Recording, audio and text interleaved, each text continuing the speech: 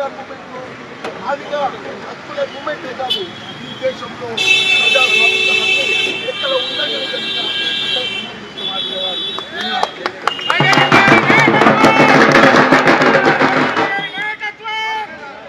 కాబట్టి ఈ యొక్క ప్రజాస్వామికమైనటువంటి హక్కు విలువలను తను ఈరోజు మన హైకోర్టుకు వచ్చి మన మహాత్మను చైతన్యను ప్రతి ఒక్కరిని పదే పదే కలిసి మనందరినీ కూడా దానికి చరిత్రాత్మకంగా సుప్రీంకోర్టు ఇచ్చిన తీర్పును ఇంకా ఆలస్యం చేయకుండా తెలంగాణ రాష్ట్ర ప్రభుత్వం వెంటనే ఎస్సీ వర్గీకరణ అమలు చేయాలని చెప్పి రాష్ట్ర ప్రభుత్వాన్ని మరోసారి డిమాండ్ చేస్తున్నాం. ఫిబ్రవరి 7న హైదరాబాద్లో నిర్వహించబోయే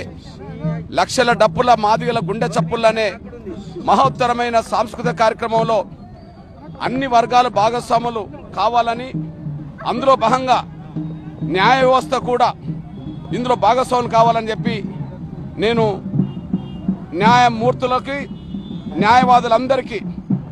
సామాజిక న్యాయం కోరే ప్రతి శక్తులకి నేను విజ్ఞప్తి చేస్తున్నా.